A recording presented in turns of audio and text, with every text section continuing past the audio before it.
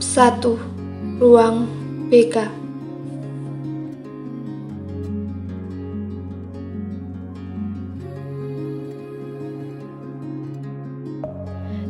Amora menunduk sembari meremas tangannya yang sudah berkeringat.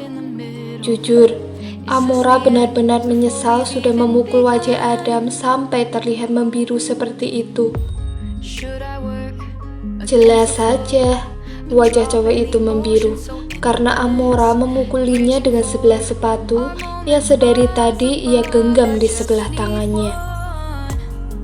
Di dalam hatinya, Amora masih kesal karena belakang sebelah sepatu barunya harus layu karena ulas si ketua OSIS. Adam meringis beberapa kali saat Budian mengumpras wajahnya. Amora sendiri ikut mendesis melihat raut kesakitan yang terlihat jelas di wajah si ketua OSIS. Tiba-tiba saja Adam memandang Amora dengan tatapan tajam. Amora gelagapan dibuatnya. "Apa yang kamu lakukan, Amora? Kenapa kamu memukul Adam?" tanya Budian, tidak percaya dengan apa yang baru saja ia lakukan. Budian sendiri memang seorang guru BK, namun ia menjadi wali kelas 11 IPA 7 yang terkenal dengan kelas buangan, karena isi di dalam kelas itu adalah orang-orang yang mendapat ranking paling bawah di jurusannya. Budian mendapat tugas menjadi wali kelas 11 IPA 7 sendiri karena terkenal dengan ketegasan dan kegalakannya. Semua murid sangat takut dengan sosok wanita bertubuh mungil, namun tenaganya kuat bukan main. Wajar saja, karena Budian salah satu anggota pencak silat dulunya. Pernah, Budian menggeprak papan tulis hingga jebol karena anak didikannya tidak memperhatikan apa yang sedang ia jelaskan. Karena itulah, Budian ditugaskan menjadi wali 11 IPA 7 yang menurut guru lain memang tandingannya. Karena murid di kelas itu terkenal dengan murid nakal dan amburadul.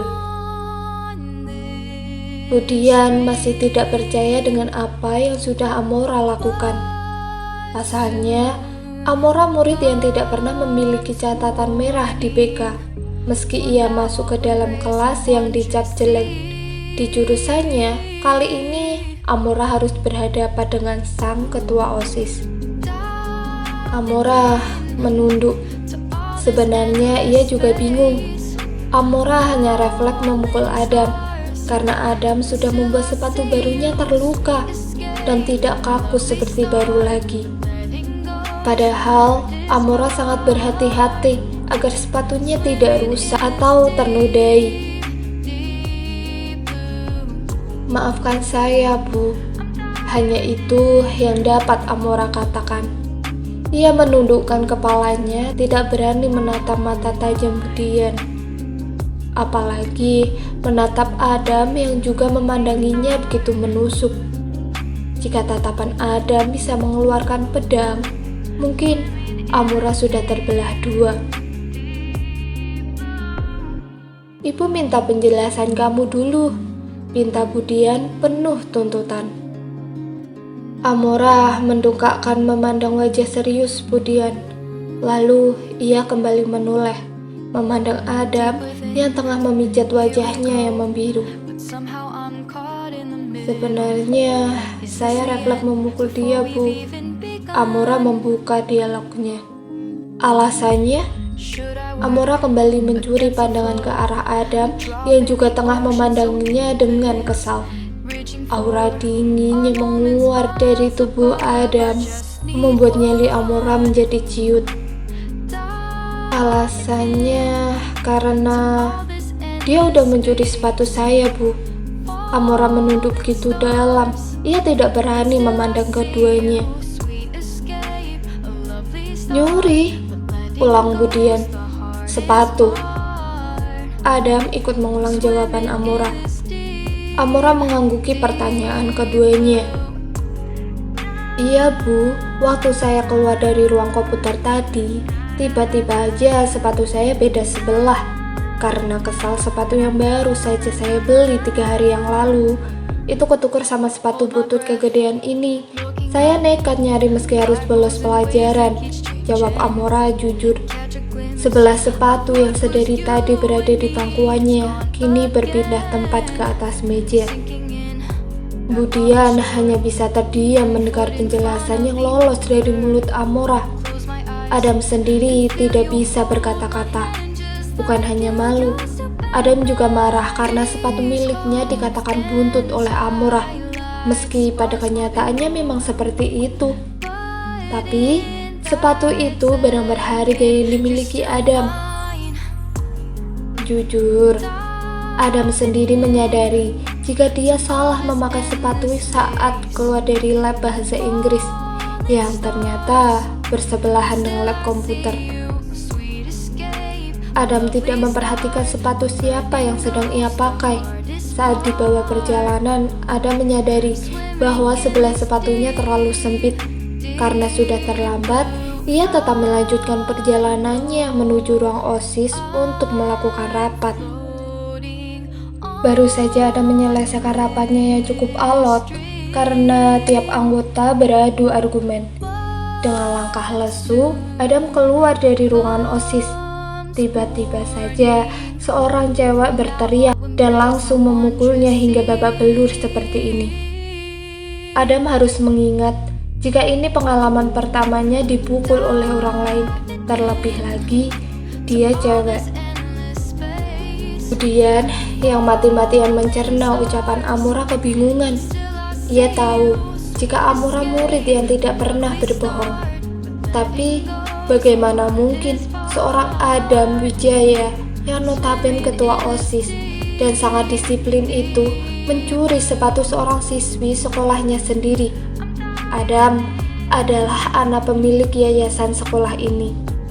Meski hidupnya dikelilingi dengan harta dan kekuasaan, tapi Adam tetap menjadi anak yang baik, cerdas, dan mandiri. Bukankah terdengar aneh jika putra tunggal penerus seluruh harta Wijaya itu mencuri sepatu? Bagaimana mungkin kamu bisa mengambil sepatu siswi lain, Adam? Tanya Budian heran. Ini tidak seperti apa yang ibu pikirkan. Saya memang menyadari kesalahan saya. Salah memakai sebelah sepatu milik orang lain. Saya benar-benar tidak sengaja memakainya. Karena tadi saya sedang buru-buru untuk melakukan rapat OSIS, saya pun berniat mengembalikan sepatu itu jika rapat sudah usai.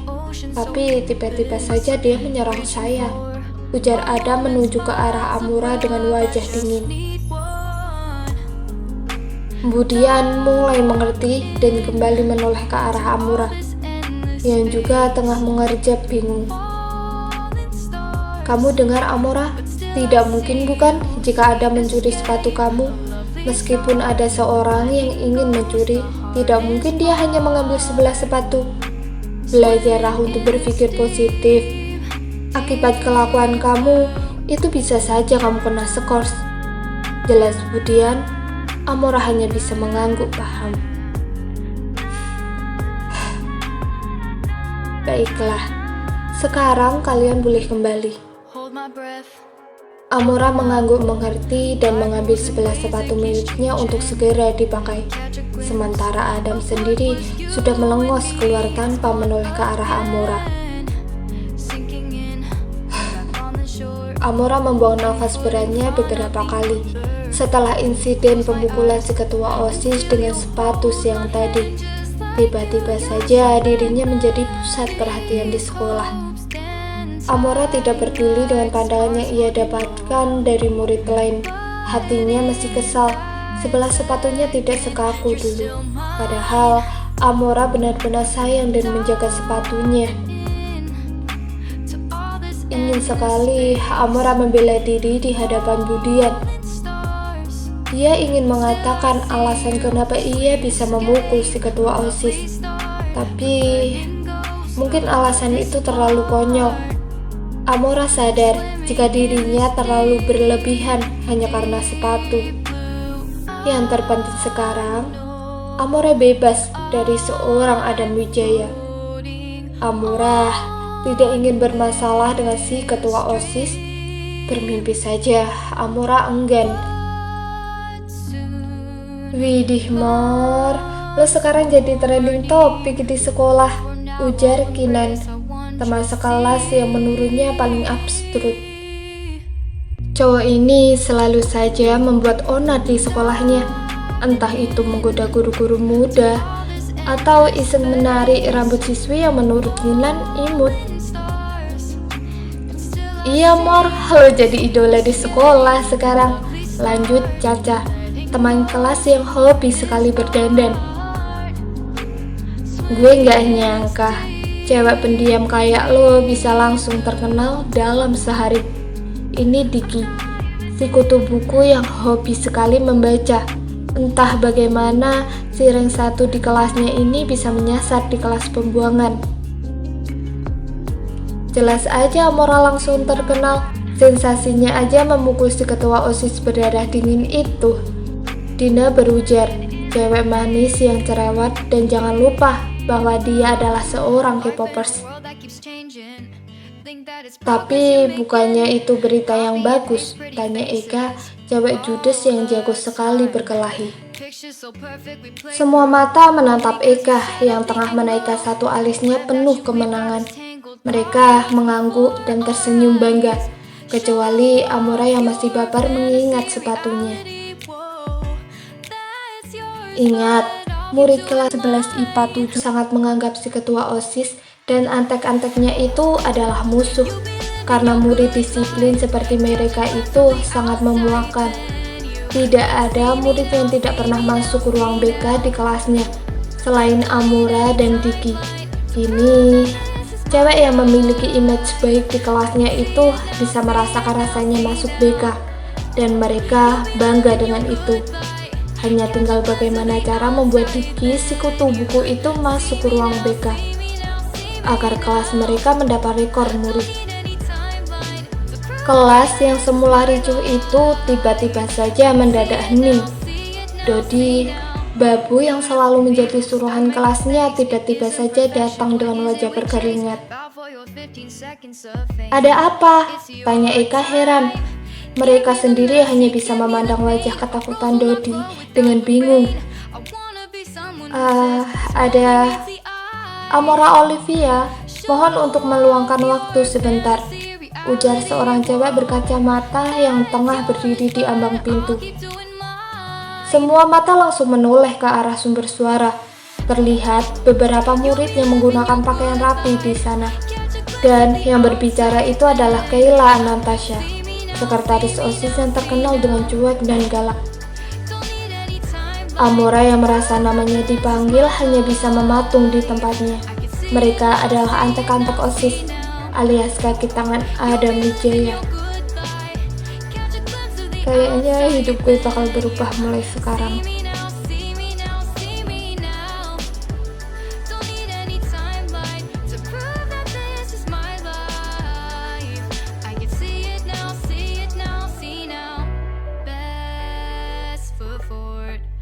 Catch you slipping, never know the things that you're feeling.